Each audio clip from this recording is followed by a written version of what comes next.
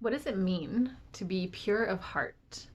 This is a theme that we see a lot in films and in stories, right? The protagonist is given access to a special sacred weapon or tool only because they are pure of heart.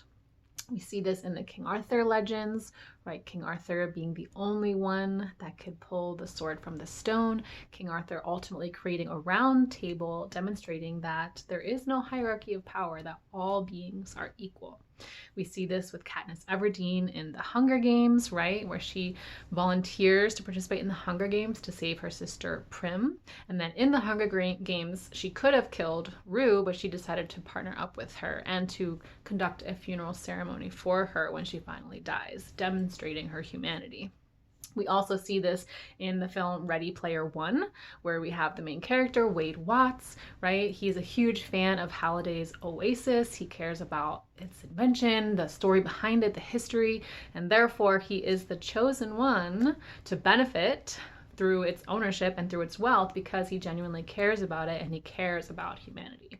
So we see this a lot in stories because being pure of heart means cultivating our own humanity. It means living from our hearts, from a place that is authentic, being true to ourselves always. It means listening to our conscience and letting it guide us in the decisions that we make, even when those decisions are incredibly hard, even when we may face ridicule, right? Even in films and stories, even if it may mean facing our own death, we always do what is right and true to ourselves and true to the good of humanity. Now, obviously, we're not going to be facing life-threatening danger on a regular basis, but what does this mean to apply this to our own lives? So to be pure of heart means that we're not perfect human beings. So it doesn't mean being good and being nice all the time. We make mistakes. Sometimes we say the wrong thing. Sometimes we say things or do things that hurt other people. Being pure of heart means that we are always leading from the heart and with pure intentions to be authentic to who we are and to being a force of love in the world towards others. And it also means that if and when we do make mistakes, we take ownership of that mistake and we do our best to correct that wrong, to apologize, to make amends, right? Being pure of heart means that we strive to align our words with our actions, to act with integrity, to become trustworthy, to follow through on what we say we're going to do.